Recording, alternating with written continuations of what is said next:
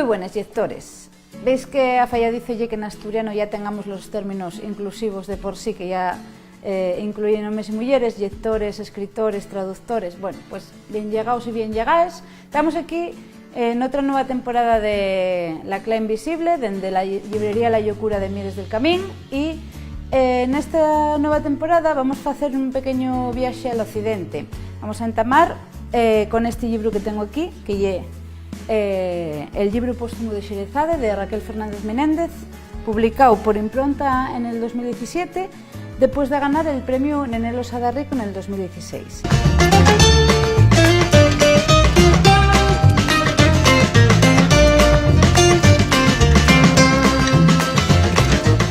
Y este libro está escrito en asturiano occidental, así que voy a aprovechar para hacer un pequeño paréntesis friquilingüista y quitaros algunos prejuicios o malentendidos que se oyen a veces, como cuando hay quien dice pero lle que de grao pa allá ya se fala gallegao, non?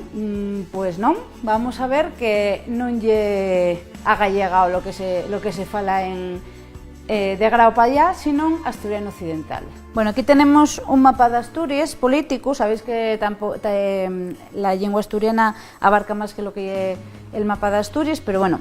Y en él vemos que el asturiano tiene tres variedades geográficas. Tiene el asturiano oriental, el central y el occidental. El occidental, ¿dónde empieza? Pues empieza donde empieza a decirse, donde en el centro se dice vega y acabóse. En el occidental empezamos a topar veiga y acabouse, ¿no? Empezamos a topar diptongos decrecientes en posición tónica.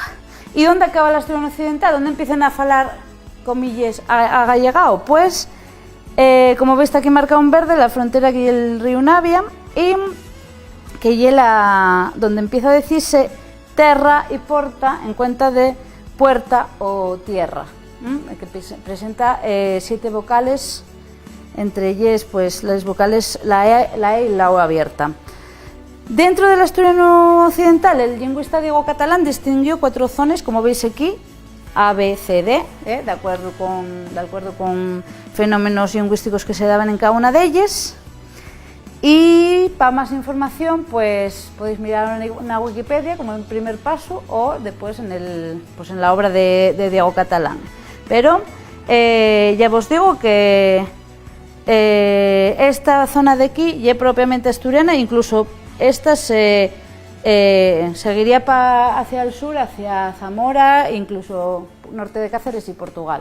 Bueno, pues Raquel, como ya del Concello Salas, escribe, como os decía, en el asturiano occidental de tipo A, con lo cual aquí vamos a topar plurales en as y, como os decía, también diptongos, pero vais a ver que ya un asturiano que tampouco non deixa de ser asturiano, vaya. Pero bueno, vamos a falar de poesía, que é lo que nos interesa. A pesar de lo mozo que lle Raquel, este non é el primer libro della, pero sí é el primer libro en asturiano, porque Raquel llega a la poesía en asturiano después de un proceso de mucha lectura y escritura en castellán. Sí que así, la lengua de casa era el asturiano, por lo que ella llega a la escritura en asturiano por el camino de la analfabeta, como dice ella. Recomiendo vos que busquéis en RTPA o en YouTube la entrevista que hicieron en Pieces, porque explícalo muy bien.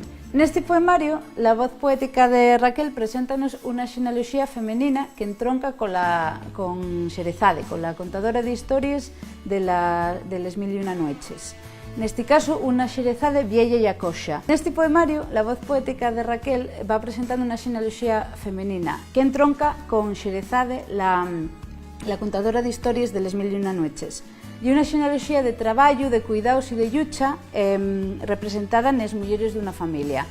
Los poemas de este libro van esvillando experiencias que se atopen na cruciada entre pasado y presente. Y una infancia y una mocedad alimentada por todo lo que foi en Antes de mí, como dice un poema, y a la vez por las series americanas y japoneses que llegaban pela tele.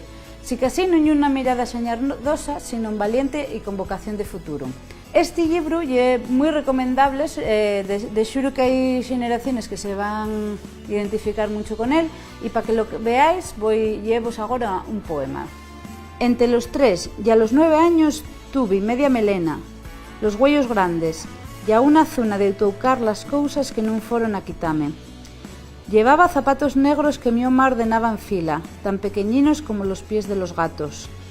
Todos los domingos de Ramos estrenaba un vestido. Na Selmana vía los dibuixos animados que vimos los guajes nos 90, la reposición de Punky Brewster, los Pokémon. Nada comparado col meu amigo imaginario que tocaba el socordión debaixo la panera. Fixe unha proyección imaginaria del home ca María mentras brincaba pelos charcos. Nos bolsillos llevaba sempre botones calleos, fotos de xente que non conocí e a las que ellos non lles deron importancia, el vuelo dunha curuxa que criei e bendixe.